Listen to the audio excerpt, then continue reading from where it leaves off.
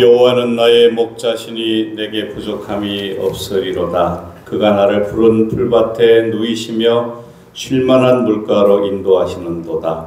내 영혼을 소생시키시고 자기 이름을 위하여 의의 길로 인도하시는도다. 아멘.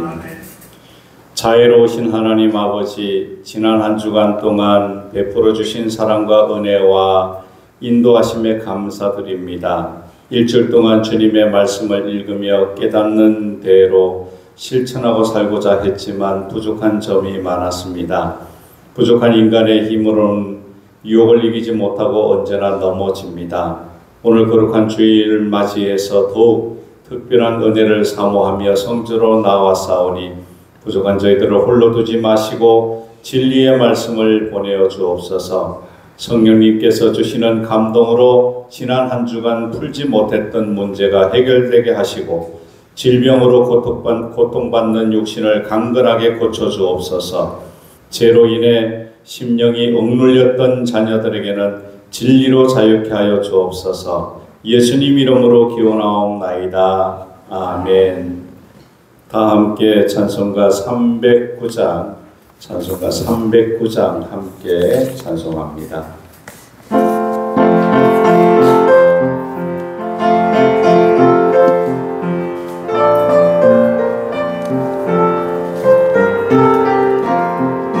목마른 내 영혼 주가 이미 허락한 그 귀한 영생수 주여 갈망합니다.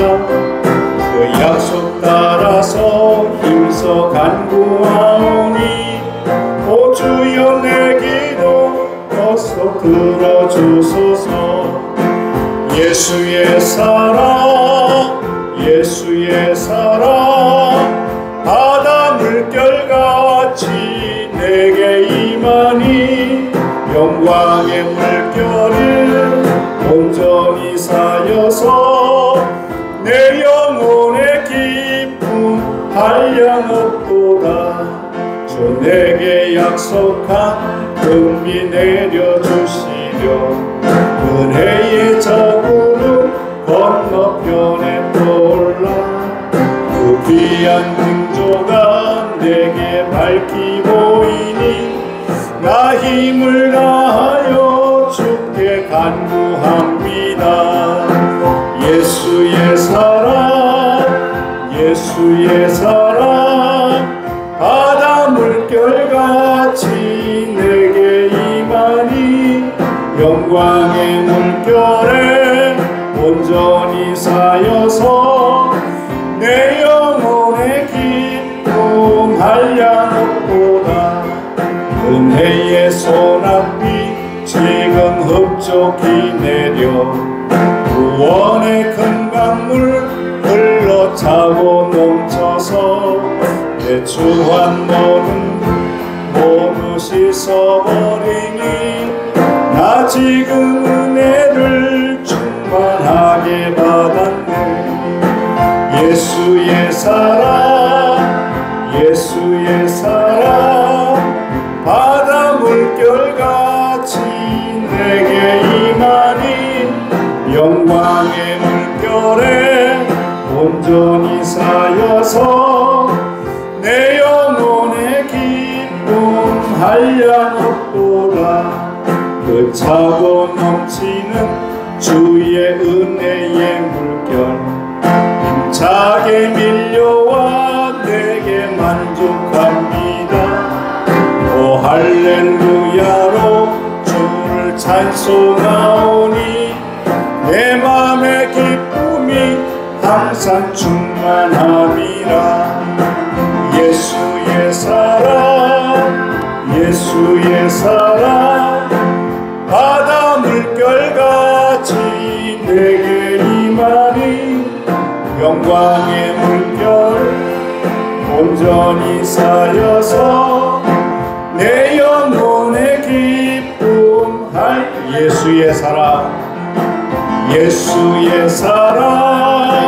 예수의 사랑 바다 물결같이 내게 임하니 영광의 물결에 온전히 쌓여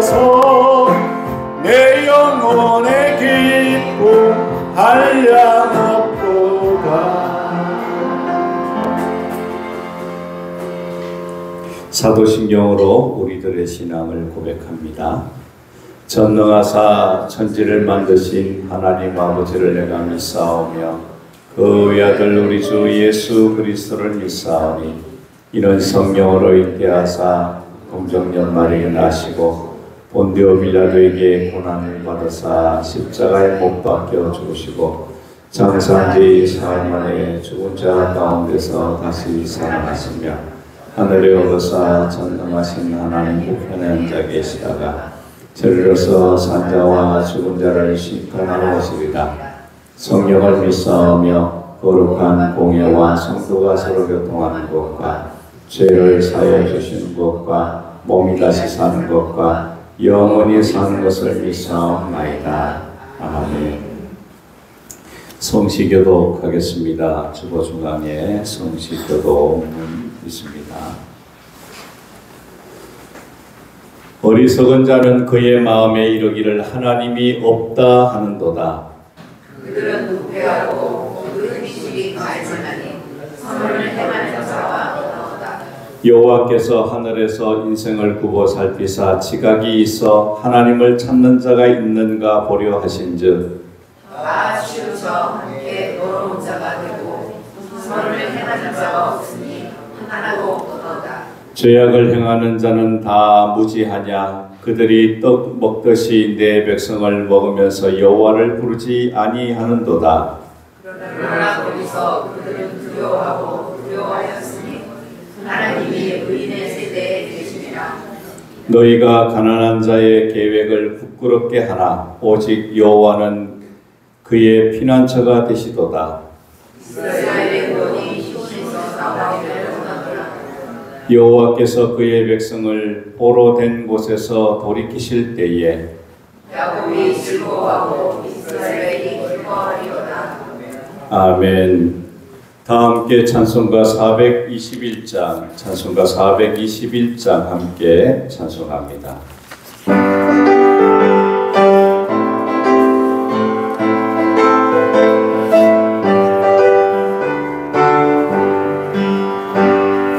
내가 예수 믿고서 죄사함 받아 나의 모든 것 다 변했네.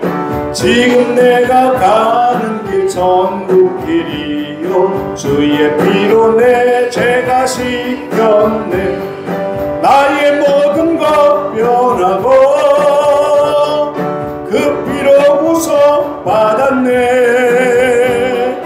하나님은 나의 구원 되시오니 내게 정죄함 없겠네.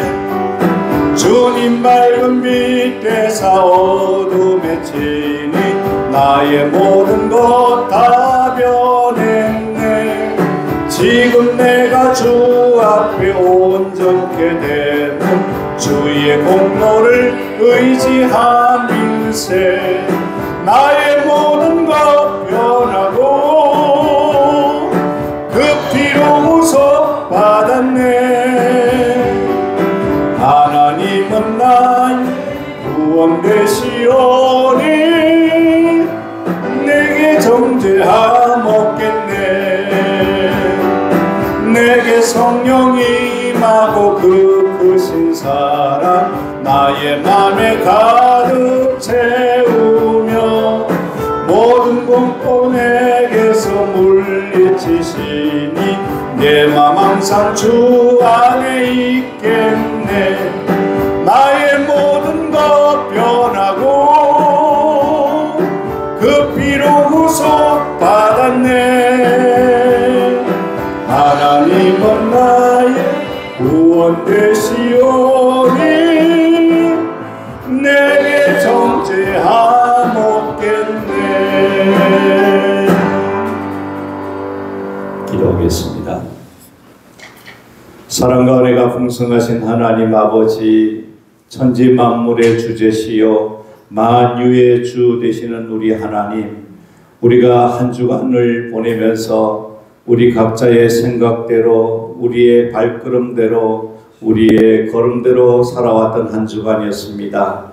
우리의 생각이 그릇될 수도 있고 우리 발걸음이 그릇될 수도 있지만 그럼에도 불구하고 저희들을 심판하지 아니하시고 아버지 하나님께서 긍휼히 여기시고 불쌍히 여기시고 은혜 베푸시고 동행하여 주신 은혜 감사합니다. 저희가 한 주간 바르게 살기 위하여 주님 뜻을 따라 살기 위해서 몸부림쳤지만 주님의 기대에 거할 수 없는 기대에 부응하지 못한 우리들의 부족함을 깨닫습니다.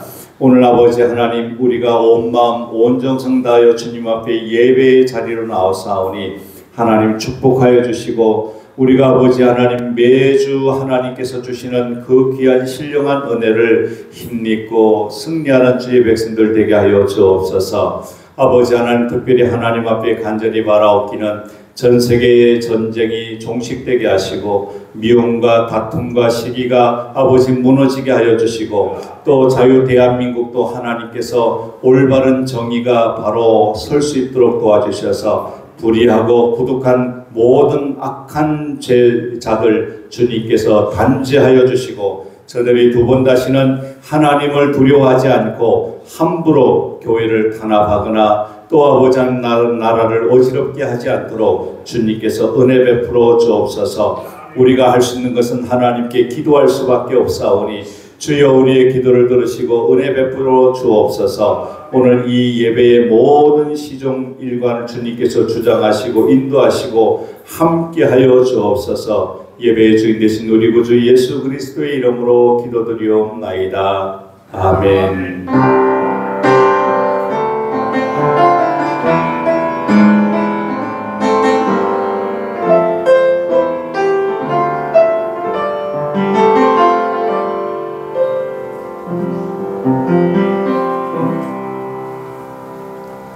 하나님 말씀 같이 보겠습니다. 갈라디아서 1장 말씀을 함께 보도록 하겠습니다. 갈라디아서 1장입니다.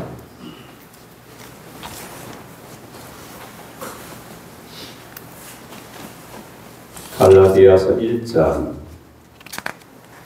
13절에서 17절 말씀까지 제가 한 절, 여러분들이 한 절 교독하도록 하겠습니다. 갈라디아서 1장 11절에서 13절에서 17절 말씀까지, 내가 이전에 유대교회에 있을 때에 행한 일을 너희가 들었거니와 하나님의 교회를 심히 박해하여 멸하고, 내가 내 민족 중 여러 영광자보다 유대교를 지나치게 힘으로 내 주상의 중종에 대하여 더욱 열심히 있었으나, 그러나 내 어머니의 태로부터 나를 택정하시고 그의 은혜로 나를 부르시니가 그의 아들을 지방에 전하기 위하여 오늘 내 속에 나타내기를 기뻐하셨을 때에 내가 곧 그와 의논하지 아니하고, 같이 있습니다. 또 나보다 먼저 사도된 자들을 만나려고 예루살렘으로 가지 아니하고 아라비아로 갔다가 다시 다메섹으로 돌아간노라. 아멘.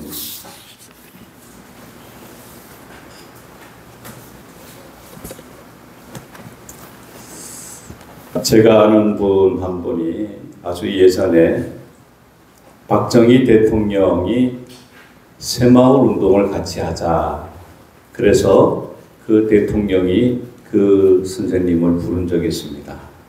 그래서 그 전화를 받고 이런 말을 했습니다. 가문의 영광입니다. 대통령이 지명하여 부르면 가문의 영광이다 라고 말할 수가 있습니다. 그런데 만왕의 왕 되시는 우리 하나님이 부르신다라고 말하면 우리는 뭐라고 말할 수 있을까요? 그런데 놀라운 사실은 성경에 하나님이 부르셔서 하나님의 일을 맡기신 일꾼들은 거의 어머니 태에서부터 부르셨다는 사실입니다. 바울이 그랬고, 예레미야가 그랬고, 다윗이 그랬고, 이사야도 마찬가지인 것을 볼 수가 있습니다. 이사야의 예를 들어보면 참 그렇습니다. 여러분, 예루살렘에서 기독교의 핍박이 있었습니다. 스데반이 죽었습니다. 기독교인들 모두가 외국으로 도망을 쳤습니다. 바울은 도망간 곳까지 따라가서 잡아 죽일 만큼 아주 악한 사람이었습니다. 예, 그가 다메섹에 가까이 갔을 때 주님이 환상 중에 나타났습니다. 그리고 말씀합니다. 내가 너를 이방인에게 복음을 전하는 사도로 사용하기를 원한다.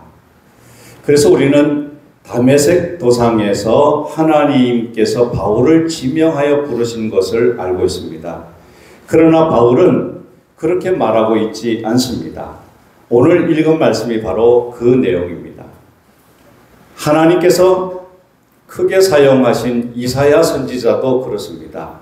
그도 이렇게 고백합니다. 이사야 49장 1절에서 3절에 보면 여호와께서 태에서부터 나를 부르셨고 내 어머니의 복중에서부터 내 이름을 기억하였으며 내 입은 날카로운 칼같이 만드시고 나를 그의 손 그늘에 숨기시며 나를 갈고 닦은 화살로 만드사 그의 활살통에 감추시고 내가 이르시되 너는 나의 종이요 내 영광을 네 속에 나타낼 이스라엘이라 하셨느니라.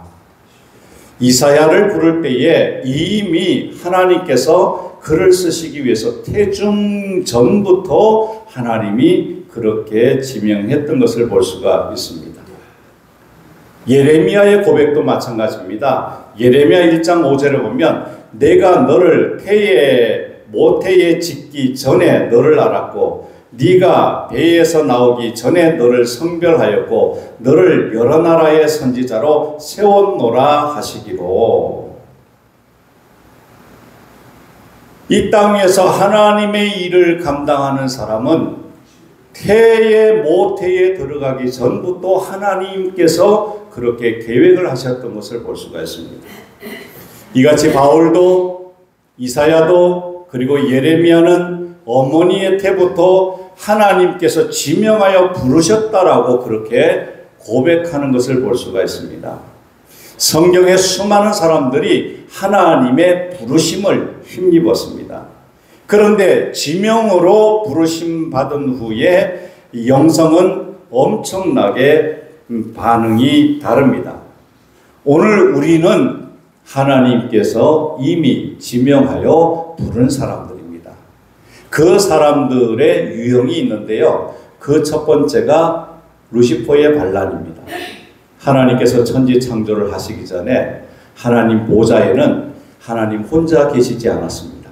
천사가 많았어요. 물론 천사들은 하나님의 피조물입니다. 하나님만 홀로 창조주이시고 스스로 계신 분이세요. 그 천사도 날개가 6개가 있잖아요. 날개 2개는 발을 가리고 날개 2개는 얼굴을 가리고 가운데 날개로 그렇게 날아다닙니다. 왜 눈을 가립니까? 하나님이 너무나 영화로우시고 너무나 밝으시고 너무나 거룩하신 분이기 때문에 천사도 하나님의 얼굴을 보기가 어려울 정도입니다. 그런데 많은 천사들을 다스리려고 천사장을 임명했습니다. 그 중에 찬양을 맡은 루시퍼 천사장이 하나님처럼 되고 싶어서 반역을 일으켰습니다. 그게 이사야 14장 12절에서 15절에 말씀합니다. 하나님의 지명받은 사람들 중에는 반란자들이 있습니다. 그 반란자가 누구냐? 루시퍼 형 같은 사람들입니다. 교회를 욕하고 교회를 기독교로 욕하고 교회를 등지고 교회를 다니는 사람들을 핍박하고 예수 안 믿는 사람들과 함께 어우러져서 교회를 아주 침을 튀기면서 욕을 하는 이들이 있어요. 그런 사람들은 어떤 형이냐? 바로 루시퍼 같은 사람들입니다. 두 번째는 요나형입니다. 하나님께서 요나를 지명해서 불렀습니다. 니누의 성을 회개시키라고 했습니다. 요나는 하나님의 지명의 목적에서 벗어나서 다시스로 도망을 쳤어요. 하나님의 지명의 의도를 벗어난 거예요. 결국 고래 뱃속에 들어갔다가 니누에로 다시 가게 되는데 하나님께서 주신 사명에는 도망을 치는 사람들이 있습니다. 그 사람들이 누구냐? 요나형이에요. 하나님이 주신 사명이 얼마나 귀한데 그걸 버리고 도망을 가면 결국은 돌아오지 않으면 그 엄청난 고난과 고통이 자기뿐만 아니고 4대가 그렇게 고난 가운데에 저주를 받을 수가 있어요. 그렇기 때문에 하나님으로부터 부르심을 받은 주의 백성들은 절대로 요나와 같은 그런 배신을 하면 안 되는 거예요. 세 번째는 가롯 유다형입니다. 가롯 유다형. 가롯 유다는 예수님의 지명을 받은 12명의 제자 중에 한 사람이었어요. 그런데 제자직을 빼앗겼습니다. 마띠아가 대신 그 자리에 들어갔어요. 에서가 장자권을 가지고 태어났지만 야곱에게 장자권을 빼앗겼잖아요. 유다는 지금 지옥에서 땅을 치고 후회할 겁니다. 제자의 직도 뺏김을 당해요. 목회자들 중에도 연합 일을 하다 보면 조금 하다가 아유 하기 싫다고 그냥 그만두는 사람이 있어요. 적어도 어떤 직을 맡았을 때는 시작부터 끝이 있어야 되잖아요. 한 회기는 해야 되잖아요. 근데 도중에 그냥 그만둬 버려요.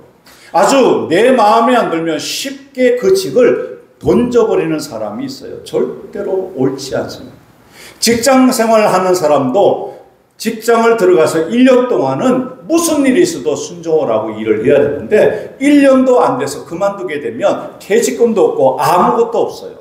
그런데 하나님의 부르심을 받고 하나님의 사명을 받은 사람이 그렇게 쉽게 그 직을 던져버리면 그 직에 대한 하나님의 축복이 임하겠습니까? 아닙니다. 바로 가롯 유다처럼 빼앗기게 되는 거예요. 뭘 빼앗기느냐? 그 직을 빼앗기고 그 사명을 빼앗기고 그렇게 세상에 그렇게 살다가 그냥 그렇게 가고 자손들에게도 안 좋은 영향을 미칠 수가 있습니다. 이게 가롯 유다형이에요. 그러니까 믿음의 사람은 끝까지 하나님 앞에 시작했으면 끝까지 갈 수 있어요. 네 번째는 따라합시다. 사울형. 사울은 하나님께 잘 보였습니다. 예, 그래서 제비뽑기로 이스라엘의 초대 왕이 됐어요. 그런데 그가 교만합니다. 변질되었어요. 결국은 하나님께 버림받습니다. 처음처럼 가지 못하고 중간에 변질되고 말았습니다. 여러분 이게 얼마나 어리석은지 몰라요.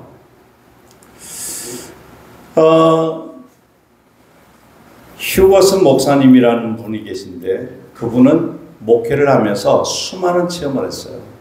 병변자를 고치고 자살하려고 하는 사람에게 새 생명을 얻게 하고 그리고 죄인들에게 거듭난 새로운 삶을 살게 했습니다. 그런데 영국 런던에 무신론을 주장하는 사람이 있어요. 그 사람이 브래드 래프라는 사람인데 아주 유명해요. 그가 목사님에게 당당하게 말합니다. 자기는 아무리 봐도 하나님은 계시지 않다는 거예요. 자기는 무신론자고 그런데 목사님은 하나님을 믿고 있지 않습니까? 그러면 우리 공개 토론을 한번 합시다. 그래서 목사님이 하나님이 계시다고 하는 사람을 100명을 데려오십시오. 나는 하나님이 없다라고 하는 사람을 100명을 데려올 테니까 한 날 모여가지고 공개 토론을 합시다. 같이 토론합시다. 그래서 목사님이 오케이 좋다고. 그리고는 목사님이 100명의 사람들을 데리고 왔습니다. 하나님이 있다고 하는 사람들. 그런데 무신론을 주장했던 브래드 래프는 하나님이 없다라고 하는 사람 100명을 쉽게 데리고 올 줄 알았는데 단 한 사람도 데려오지 못했어요. 그럼에도 불구하고 열띤 토론을 했습니다. 계속해서 말에 꼬리에 꼬리를 물고 하나님은 안 계시다라고 그렇게 계속 주장을 하니까 그 토론이 끝이 나질 않아요. 그래서 목사님이 이렇게 이야기합니다. 100명의 증인들이 차례대로 이야기를 하게 토론장에서 이야기하게 하겠습니다. 했더니 100명의 토론자들이 한 명 한 명 나와서 자기가 경험한, 자기가 체험한, 자기가 만난 예수님을 고백하고 하나님을 고백하고 그렇게 이야기를 합니다. 나는 예수님 아니면 나는 이미 죽은 사람입니다. 나는 불치병을 걸린 사람입니다. 나는 주님이 아니었으면 이미 관속에 들어갔을 겁니다. 나는 예수님이 아니었으면 이미 이혼했을 겁니다. 예수님이 주신 사랑으로 행복한 가정을 꾸려나가고 있습니다. 100명의 사람들이 변화된 삶을 계속 이야기를 하니까 그가 브래드레프가 말했습니다. 내가 졌습니다. 무신론자가 사람을 변화시킨 사람은 단 한 사람도 없습니다. 예수 믿는 사람을 통해서 변화가 일어나게 되어 있습니다. 그렇기 때문에 우리는 변질이 아니라 변화될 수가 있어야 돼요. 아멘. 다섯 번째는 따라합시다. 에스더형. 에스더는 하나님이 지명해서 선택한 아주 위대한 여성입니다. 유대인들이 하만의 몰약에 몰려서 몰살당할 위기에 처해 있었는데 에스더는 죽으면 죽으리라는 각오로 3일 동안 금식 후에 왕 앞에 나갑니다. 왕이 부르지 않으면 함부로 가면 죽습니다. 그럼에도 불구하고 하나님께서 왕의 마음을 감동시켜서 왕이 가지고 있는 아론과 홀의 지팡이를 내밀게 했습니다. 에스더의 생명건 용기가 유대의 모든 사람들을 살려냈습니다. 그날이 부림절이 되어서 오늘날까지 이스라엘에 전통적으로 부림절을 기억하고 그렇게 지금도 그 절기를 지키고 있습니다. 여섯 번째는 따라합시다. 베드로형. 베드로는 갈릴리 호수에서 고기를 잡아서 근근히 생활하는 어부였어요. 고기를 잡던 날 예수님이 그런 베드로를 지명해서 제자로 부릅니다. 나를 따르라. 내가 너로 사람 낚는 어부가 되게 하리라. 베드로가 즉시 모든 것을 버리고 예수님을 따랐습니다. 그리고 마지막에 그는 로마에서 순교당했습니다. 하나님의 지명을 받았을 때 하나님을 위하여 생명까지 모두 드릴 수 있는 그 순종의 사람이 누구냐? 베드로입니다. 근데 놀랍게도 하나님의 지명을 받은 사람들은 어머니 태로부터 지명을 받았다라고 말합니다. 바울이, 예레미야가, 이사야가 그렇게 이야기를 합니다. 영적인 소유자는 두 가지의 특징이 있어요. 하나님께서 직접 자기를 어머니 태로에서부터 지명하였다는 그런 영성은 두 가지 특징이 나타나게 됩니다. 여러분 따라합시다. 자칭. 바울은 신약성경 27권 중에 14권을 썼습니다. 그 책 서두에는 항상 이런 식으로 말하고 있어요. 갈라디아서 1장 1절에 보면 사람에게서 난 것이 아니요 사람으로 말미암은 것도 아니요 오직 예수 그리스도와 그를 죽은 자 가운데서 살리신 하나님 아버지께로 말미암아 사도된 나 바울은, 에베소서 1장 1절에 보면 하나님의 뜻으로 말미암아 그리스도 예수의 사도가 된 바울은, 이렇게 이야기합니다. 이게 뭔 줄 아십니까? 자칭 사도예요. 누가 사도를 시켜준 적이 없습니다. 하나님이 사도로 삼아 주신 거예요. 내가 자원했을 때에, 내가 하겠다고 했을 때에 그를 하나님은 어떤 사람으로 쓰시느냐 하면 사도로 부름받을 수 있도록 그렇게 하신다는 사실이에요. 그러니까 이 자원이 대단히 중요해요. 제가 어떻게 목사가 된 줄 아십니까? 하나님 앞에, 하나님 제가 목사가 되겠습니다. 저를 써주시옵소서. 초등학교 5학년 때에 성령을 받고 제가 자원을 했어요. 그리고 하나님과 서원을 했습니다. 서원이 뭡니까? 약속이에요. 사람과의 약속도 중요한데 하나님과 약속을 했단 말이에요. 근데 제가 하나님과의 약속을 저버리면 그건 하나님의 자녀가 아니죠. 그래서 하나님과의 약속을 지키기 위해서 서원했기 때문에 그 서원을 갚기 위해서 목사가 된 거죠. 그런데 그걸 너무 늦게 깨달았어요. 직장 생활 해보고 사회생활 해보고 온갖 모든 일들 다 해보다가 IMF 때에 완전히 자빠졌어요. 그리고 완전히 가진 것 없어졌을 때에 하나님 앞에 두 손 두 발 다 들었습니다. 저희가 한때는 유통을 하면서 상황버섯이나 처음 나올 때에 그걸 서울에 있는 백화점에서 참 잘 팔았거든요. 엄청나게 돈도 잘 버는 승승장구 갈 수 있는 그런 막 길이 열렸는데 IMF라는 것이 터질 줄 누가 알았겠냐 말이죠. 그때에 쓰러지고 넘어진 사람들이 많았어요. 그 사람들이 많이 모였습니다. 제가 간 곳이 그곳이었어요. 신학교에 갔더니 전부 다 IMF에 자빠진 사람들이 다 신학교에 와 있더라고요. 어떤 사람은 빚이 100억이에요. 100억의 빚을 지고 신학교에 와가지고 하나님 살려주십시오 하고 신학교에 들어왔더라고요. 그분이 야간 신학을 했는데 그 100억 원에 대한 그 부담의 그 빚을 하나님 자기 방법으로 할 수 없고 주변 모두에게 할 수 없으니까 오직 하나님만 붙든다고 신학교에 와가지고 많은 신학생들에게 교수님들에게 기도해달라고 해서 그렇게 기도해 준 적이 있어요. 하나님이 사도로 삼아주시게 되면 아무런 문제가 없습니다. 이게 얼마나 중요한지 몰라요. 하나님이 사도라고 하면 사도인 거예요. 여러분 프랑스의 루브르 박물관에 가면 나폴레옹이 탔던 말을 박제해 놓았습니다. 아주 그 나폴레옹의 말이 엄청 큰 줄 알지만 그렇게 크지를 않아요.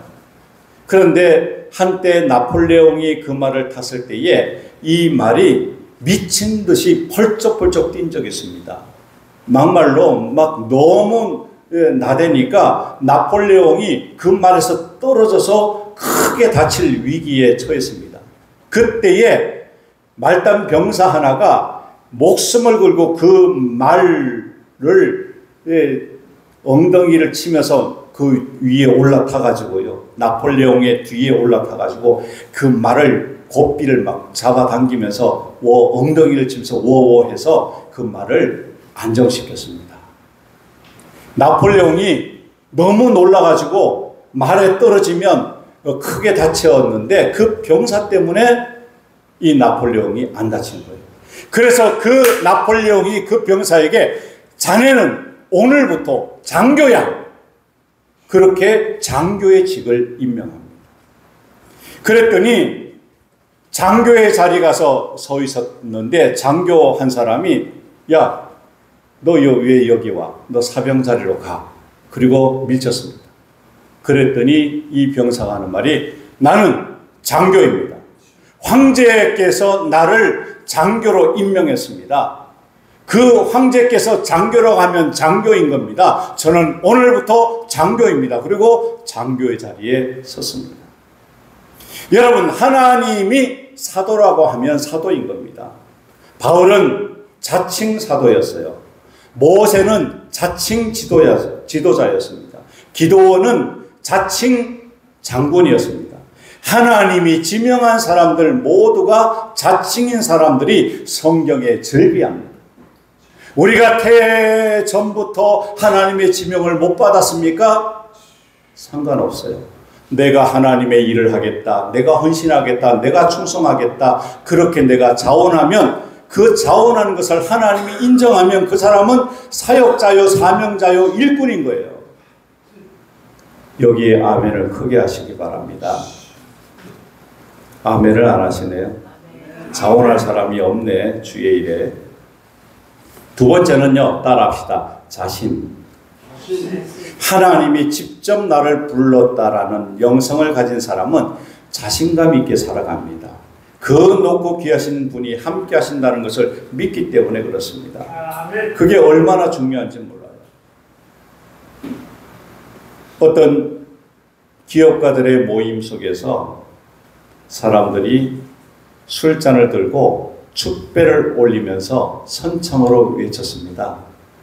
어떤 부하 직원이 주전자! 그러니까 전부 다 주전자! 하면서 건배를 했어요.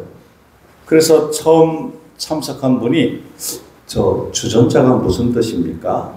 그랬더니 사람은 주체의식이 있어야 되고 그리고 전문 지식이 있어야 되고 그리고 세 번째는 자부심이 있어야 된다. 그래서 주전자 하면서 그렇게 성공할 수 있다고 힘주어 그렇게 모임을 하고 만나원 합니다.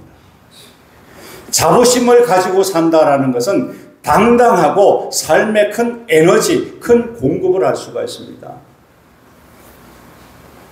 여러분, 어떤 분이 교만과 자부심을 비교했어요. 자기를 과대평가하는 것은 교만입니다.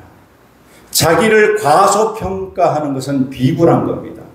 그러나 자기를 정확하게 평가한다라는 것은 자부심입니다. 이스라엘 민족은 전쟁에 결코 지지 않는다라는 그런 자부심이 있었습니다. 그래서 모든 전쟁에서 이스라엘은 이길 수가 있었습니다. 일본 사람들은 전자계의 세계 최고라고 하는 그런 자부심을 갖습니다. 그래서 전자방면에 다른 나라로 유학을 가지를 않아요. 뉴질랜드 사람은 자기 나라는 하나님이 천국을 만들어 가지고 가시다가 귀퉁이에 떨어뜨린 아름다운 나라라는 자부심을 가지고 있습니다. 그게 뉴질랜드예요. 그래서 자기들 나라를 엄청나게 아름답게 잘 가꾸었습니다.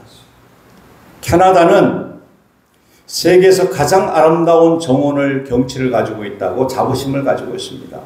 그래서 그 경치를 수출하고 싶은데 그 경치를 수출할 수가 없으니까 사람들 모두가 와서 보라라고 그렇게 이야기할 정도로 엄청난 자부심을 가지고 있는 사람들이 누구냐? 캐나다 사람들입니다.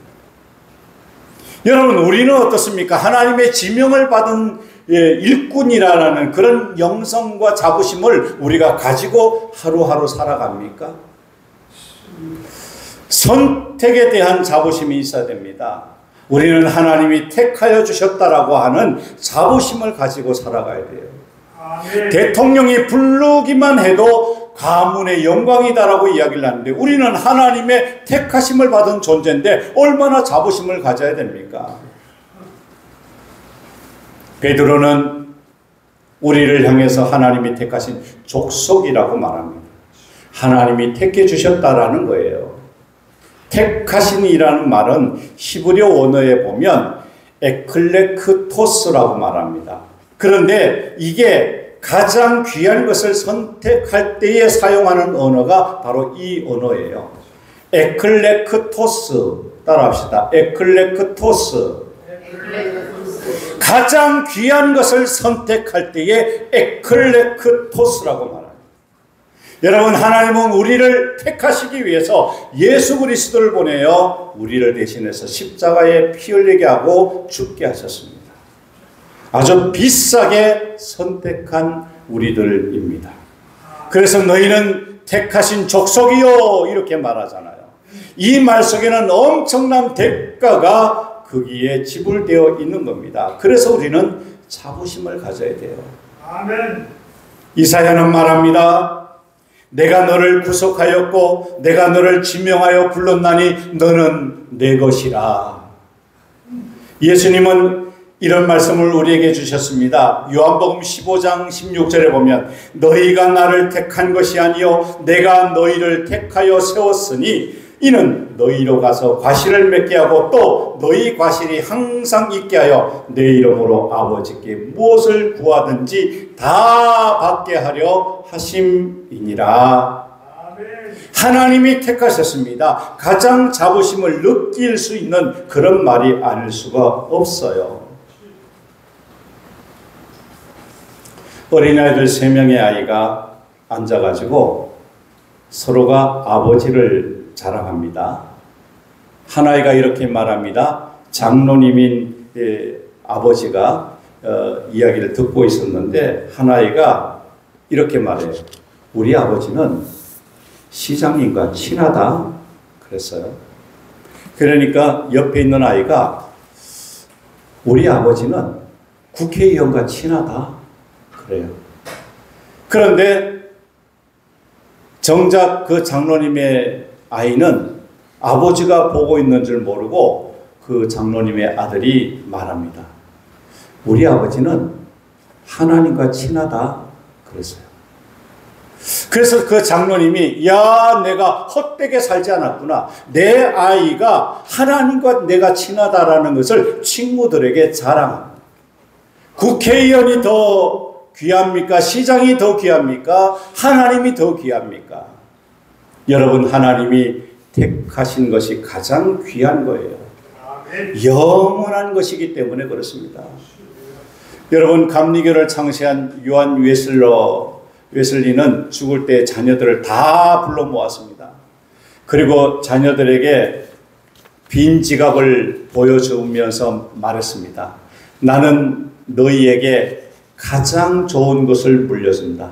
이 땅에서 살아가는 동안 가장 귀한 것은 하나님이 함께 하신다는 것이다. 나는 너희들에게 하나님을 물려준다. 하나님이 영원토록 너희들과 함께 하실 것이다. 그렇게 요한 웨슬리가 자녀들에게 이야기했습니다. 오늘날의 우리 부모들은, 특별히 대한민국의 부모들은 어떻게든 자식에게 집을 물려주고 차를 물려주고 돈을 물려주고 명예를 물려주려고 하는 것, 그렇게 애를 쓰지만 그거는 중요하지 않아요. 자녀들에게 믿음을 물려주고 하나님을 물려줘야죠. 하나님이 불러주시고 선택해 주셨다라는 것이 가장 귀한 겁니다. 하나님이 불러주셨다는 자부심의 영성은 그를 당당하게 만드는 그런 영성의 사람이 되는 겁니다.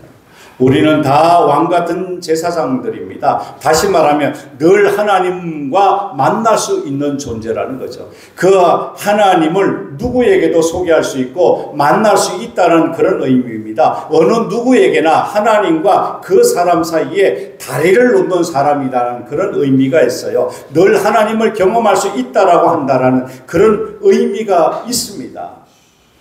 그렇기 때문에 우리는 왕 같은 제사장이라는 자부심을 가지고 나아가야 돼요. 어떤 아이가 말합니다. 나는 엄마가 있어서 좋다. 왜냐하면 나를 돌봐주니까. 나는 냉장고가 있어서 참 좋다. 왜냐하면 먹고 싶은 음식을 보관할 수가 있으니까. 나는 강아지가 있어서 참 좋다. 왜냐하면 강아지가 나와 함께 놀아주기 때문에. 그런데 아빠는 왜 있는지 모르겠다. 그래요. 그 시를 보면서 생각해 봅니다. 사람들은 모든 것이 필요하고 좋다라고 말해요. 그러나 아빠가 왜 있는지 모르겠다. 그 아빠의 존재감을 잃어버리는 그런 자녀들. 하나님의 존재가 왜 있는지 모르겠다라는 식으로 살아가는 시대가 이 시대입니다. 하나님의 존재가 아니면 우리가 존재론적으로 살 수 없음에도 불구하고 하나님의 존재가 왜 있느냐? 한 주간 동안 하나님을 까마득히 잊어버리고 살아간다고 하면 우리는 하나님 앞에 불충한 자식이 아닐 수가 없습니다. 그래서 우리에게 절대 존재자는 하나님입니다. 하나님 없이는 살 수 없기 때문에. 하나님 없이 사는 사람들에겐 하나님을 소개해 주어서 하나님과 함께 살면 그 사람은 승리할 수가 있습니다. 하나님이 지명하였다고 믿는 사람에게는 항상 하나님이 함께 하신다는 그런 자부심을 가지고 살아갈 수가 있어야 되는 거예요. 아멘. 여러분, 철광석 중에 가장 강력한 자력을 발생시켜서 어떤 쇠붙이든지 다 갖다 붙여서 운반하는 가장 강력한 자석을 여러분 보았을 겁니다. 제철소에 가면 둥그런 것이 쭉 내려와서 거기에다가 툭 대면 그 무거운 것이 그 동그란 자석에 쭉 끌려 올라가서 여기로 저기로 옮겨가는 것을 봅니다. 그런데 어떤 거대한 물체도 붙기만 하면 떨어지지 않는 강력한 힘이 있어요. 야, 저 무거운 수십 톤의 저 쇠를 어떻게 붙여서 떨어지지 않고 옮겨갈 수가 있을까? 그렇게 생각을 할 수가 있죠.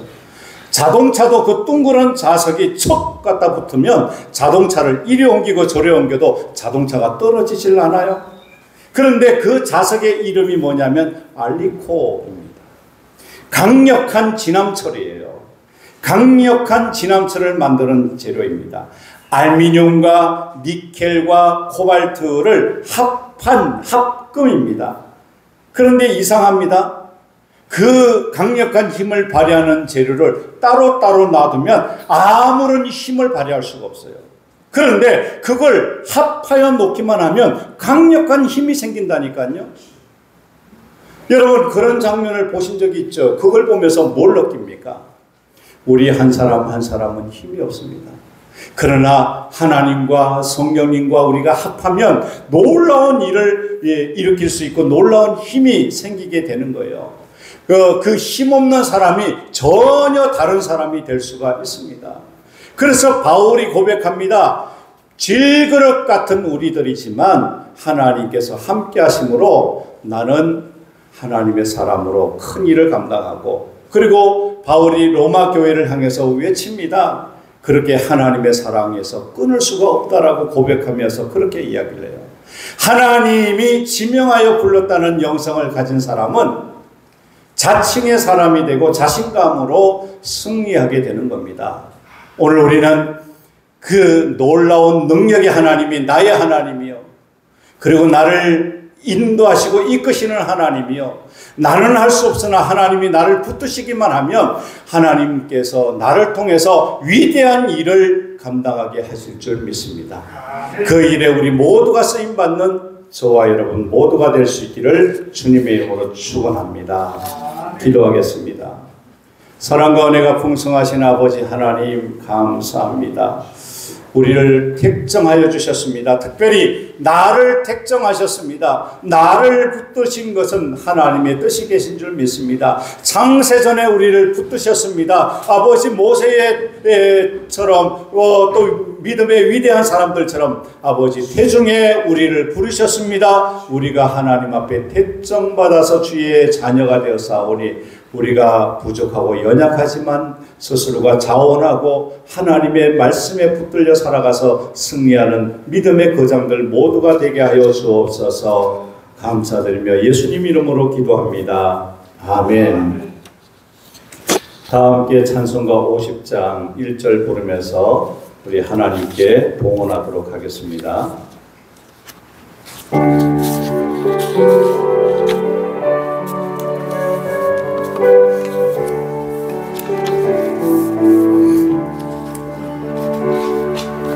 내게 있는 모든 것을 아낌없이 드리네.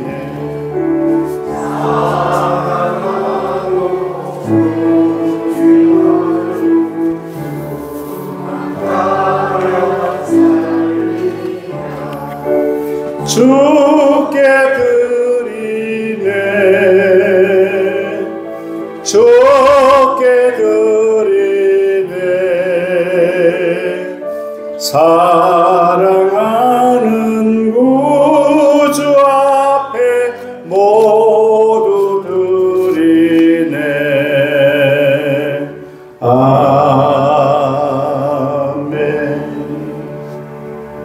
하나님 감사합니다. 거룩한 주일 허락하시고 주의 존전에 나와 예배하게 하셔서 감사합니다. 온 마음, 온 정성, 온 뜻을 다하여 여호와 하나님을 경외하며 하나님 마음에 시원케 해드리는 주의 백성들 되기를 원합니다.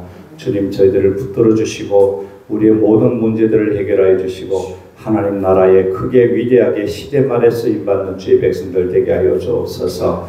하나님 앞에 감사로 주정으로 11조로 귀한 예물 드린 손길에 하늘문을 여시고 복을 쌓을 수 없도록 아버지 하나님이여 넘치도록 부어주시고 4대가 아버지 하나님이여 넘치도록 이 땅에서 복의 근원 되게 하여 주옵소서. 축복하오며 예수님 이름으로 기도합니다. 아멘.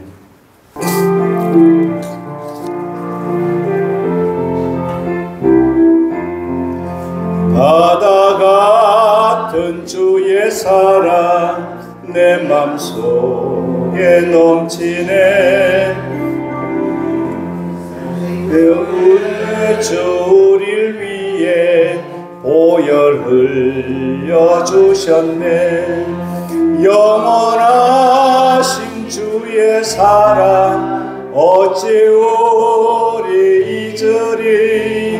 생명 주신 주님만을 영원히 찬양하리. 주 못 박힌 언덕 위에 생명의 문 열렸네.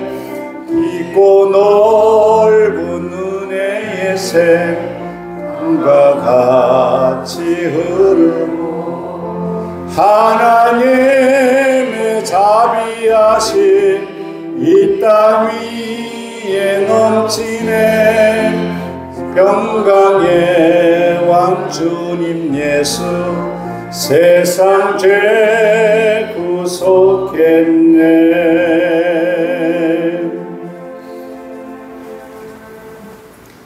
이제는 우리 주 예수 그리스도의 은혜와 하나님 아버지의 특별하신 사랑과 성령님의 내주교통 충만 역사하심이 나를 택정하시고 나를 통하여 하나님께서 일하시기를 좋아하시는 우리 하나님의 섭리대로 우리가 하나님의 택정을 받았고 또 지명함을 받았고 스스로가 자원하여서 하나님께 말씀 안에 은혜 안에 이 땅 위에서 성공적인 삶을 살고자 다짐하고 결심한 주의 성도들 머리 위에 저들의 가정과 직장과 사업 위에 멀리 출타한 주의 성도들 그들의 행복 위에 이제로부터 영원토록 함께 있을지어다.